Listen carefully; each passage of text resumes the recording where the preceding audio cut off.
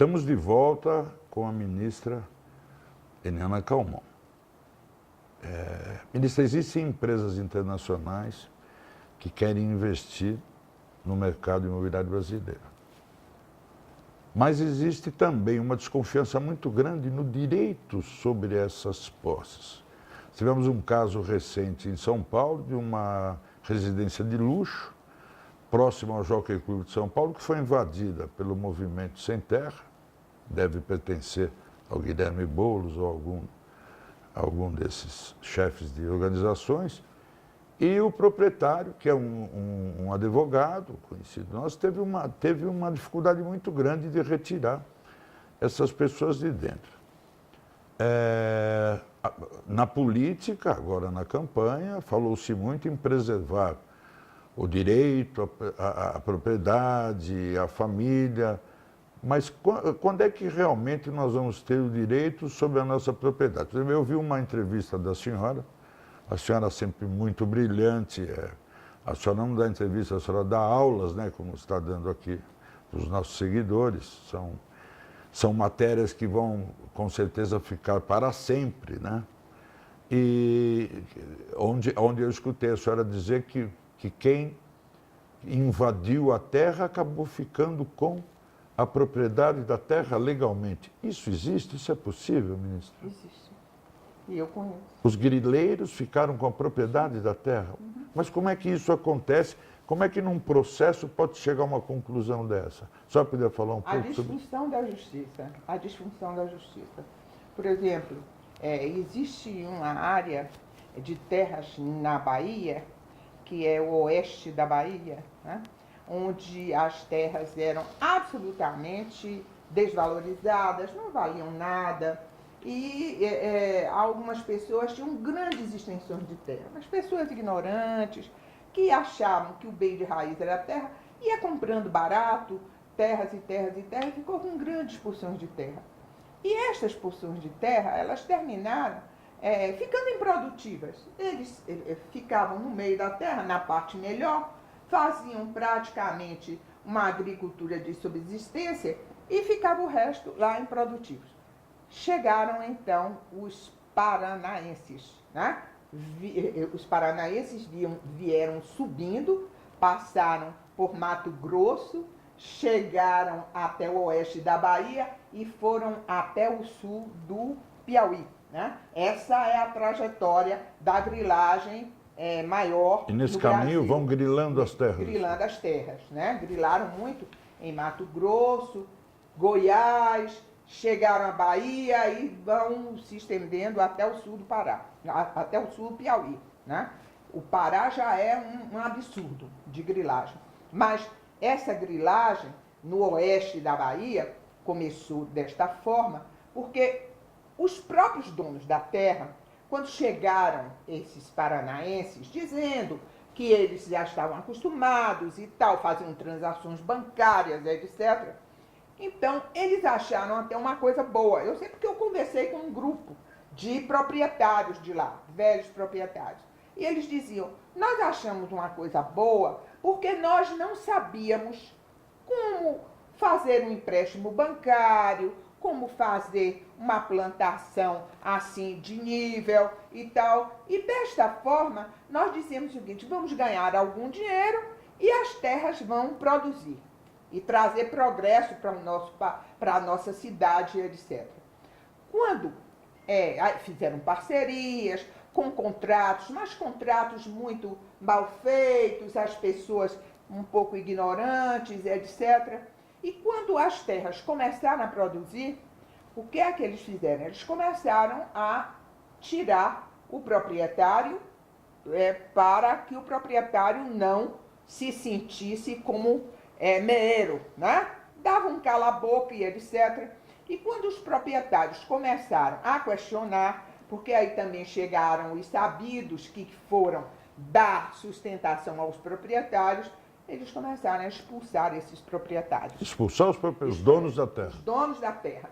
Esses donos da terra começaram a ingressar com ações na justiça, etc., ações que não progrediram. ações que ficavam paradas muito tempo, liminares que eram dadas não eram cumpridas, o juiz dava liminar, o tribunal cassava.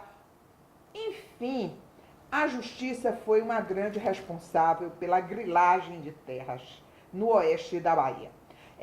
Aquilo que nós vimos nos romances de Jorge Amado, que Jorge Amado dizia o seguinte: enquanto as terras estavam sendo administradas pelos coronéis, nós não tínhamos nenhum problema. Mas quando chegou o primeiro juiz em Ilhéus, aí começou o grande problema. Eu li isso nos romances de Jorge Amado, Terras do Sem Fim, etc. E eu vivenciei isto já como magistrada, porque isso foi o que aconteceu no oeste da Bahia. Mas esse caso chegou às mãos da senhora na época da Corregedoria da Justiça? Chegou na Corregedoria da Justiça, chegou casos de grilagens muito sérios, muito sérios. Inclusive, de um determinado juiz que exatamente na época da colheita dava uma liminar para que o proprietário saísse da terra. O dono saísse. O dono das terras. E eles desesperados, porque estava na época da colheita, tinha de colher para pagar o banco, etc., fazia qualquer negócio, entendeu? Isso aconteceu, eu vivenciei isso. Como é que a senhora acha que acontece isso? Porque não é possível. Mas acontece. Eu, por exemplo, fui chamada pelo corregedor do estado de Mato Grosso, ele está aí, que pode dizer exatamente, porque um determinado proprietário, se vendo tolhido porque não conseguia na justiça reaver suas terras, partiu para a capital e fez uma greve de fome na porta do tribunal. O tribunal já estava há 3 dias que não comia nem bebia nada. O tribunal, preocupadíssimo, mandou inclusive o serviço médico atender e ele exigiu a presença da corregedoria. E eu fui a Mato Grosso para ver o que é que eu conseguia. E eu, então, junto com o corregedor local, não é, que ainda está no Tribunal de Justiça, nós convencemos que ele devia parar aquilo e que nós estávamos garantindo que o processo dele ia ser julgado e que tudo ia se resolver. Então, isso é uma verdade. Na realidade, essas grilagens, muitas vezes, a responsabilidade é o atraso no julgamento, são julgamentos equivocados que são feitos, e isto termina trazendo grandes problemas. Como se resolve isso? Porque agora se fala tanto em mudança, né, ministra? Que isso daí deveria mudar, né? O proprietário tem que ter direito à terra dele. Mas é um pouco pior agora. Agora está um pouco pior. A senhora acha que vai piorar? Porque isto é um caso ou outro onde o juiz não se sai muito bem, o juiz demora de julgar, mas de qualquer sorte os juízes julgam. Por exemplo, no estado da Bahia, uma extensão grande de terra em um determinado proprietário, o juiz de primeiro grau, ele deu a liminar para que o proprietário entrasse. Chegou no tribunal, o tribunal, no seu colegiado, ele terminou confirmando essa liminar, que era para tirar os invasores e ingressar o proprietário da terra. E um desembargador recebeu um mandado de segurança, deu uma liminar e mandou cassar essa reintegração. Isso é fato concreto, tem um número de processo, tudo. E o que é que aconteceu? Essa reintegração, que foi atropelada por uma liminar mal dada de um desembargador, que atropelou até uma decisão colegiada, quando chegou ao meu conhecimento, tinha 25 anos que os grileiros estavam na terra e o homem fora da terra. 25 anos que o proprietário não conseguia reintegrar? Não conseguia. Ele foi colocado fora da terra dele, tomou uma surra, chegou a perder uma vista, e foi para... Isso foi relatado, Isso logicamente? tá tudo Tomou uma surra? Tomou uma surra. Mas não, também não influenciou em nada. Não. E o tribunal agora é que mandou tocar esta ação. Quer dizer, tem 2 anos atrás que o tribunal mandou tocar esta ação que ficou parada há 25 anos. Não é possível isso. Isso. E o pior é que o grande problema que aconteceu, porque, na realidade, eles falsificaram títulos nesses 25 anos, deram a terra em garantia, tomaram empréstimo do BNDES, né? Em cima da terra de outros. Em cima da terra de outros, né? Esse é A gente não caso consegue tomar empréstimo no nosso banco, pessoal, mas eles são competentes, né, ministra? Mas tudo com os títulos. O criminoso sempre os né? títulos são todos falsificados, né? Inclusive, eu achei muito interessante, porque só nessa época foi que eu tomei conhecimento, porque a gente diz, é grilagem, a gente não sabe. O senhor sabe qual é a origem da grilagem? Esse termo grilagem é o seguinte, é porque eles fazem os documentos falsos, colocam em uma caixa com diversos grilos, e os grilos as fezes do grilo vai fazendo com que o documento ele fique amarelado, e ele fica como documento antigo. Por isso que se chama grilagem, em razão justamente desses documentos terem sido amadurecidos ou envelhecidos com as fezes do grilo. Essa Sensacional. É a Agora eu tenho uma pergunta para a senhora de uma produtora nossa, seguidora nossa do programa, que é assim, as mulheres estão visualizando a possibilidade de portar uma arma. Porque tem tido muitos casos, é só ter visto, né?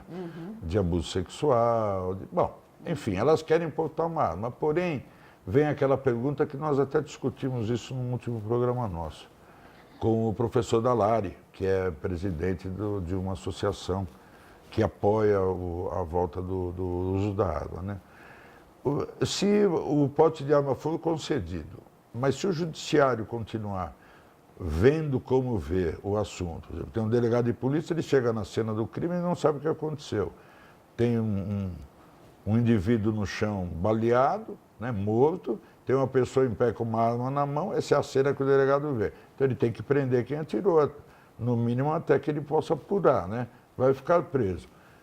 Ou ele tem que se evadir do local. Vai acontecer alguma coisa que dê segurança para a pessoa proteger a casa dela, proteger a família, porque não adianta o liberar o porte de arma, se o senhor vai atirar num bandido, vai ser preso, que é o que tem acontecido agora.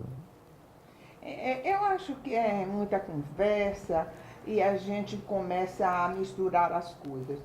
Uma arma não pode ser concedida assim ao bel prazer das pessoas ou todas as pessoas que queiram portar uma arma, ter uma arma. Existem condições especiais onde o porte de arma é importante. Eu acho importante.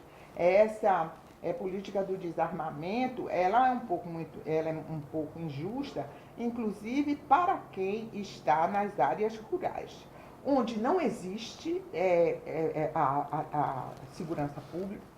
Nas cidades não está havendo, imagine nas zonas rurais. O que acontece comigo? Se alguém invadir minha fazenda à noite e eu atirar no bandido? Perfeito. E sempre foi possível isso, porque é a defesa da propriedade. Você está defendendo a sua propriedade, né? Eu vi uma entrevista da senadora Maria Amélia e ela disse com muita propriedade. Quem conhece a zona rural e sabe da desproteção dos fazendeiros não pode ser a favor do desarmamento, né? Eles precisam ter uma arma que seja uma arma de defesa para a sua família, inclusive. Alguns fazendeiros têm de contratar guardas armados, e isso é muito caro, fica muito caro, nem sempre é possível contratar guardas armados. Esses guardas, eles têm autorização, porque tem porte de arma, etc. Mas somente os grandes fazendeiros é que podem fazer isto, né? De forma que eu acho que a mulher de um modo geral, ela é muito impetuosa, né? Da própria da própria biologia da mulher, né? A mulher, ela é muito impetuosa e fica muito indignada com estes crimes de assédio e de violação, o atentado violento ao pudor, etc. E de forma que, se portar uma arma, eu acho sempre muito arriscado, né? Ministra, muito obrigado pelo tempo que a senhora dedicou aos nossos seguidores, ao nosso programa, pela maneira gentil que nos recebeu em sua gentileza. E na próxima semana nós vamos estar novamente levando uma mensagem a vocês. Muito obrigado por nos seguir e continuem dando o seu apoio.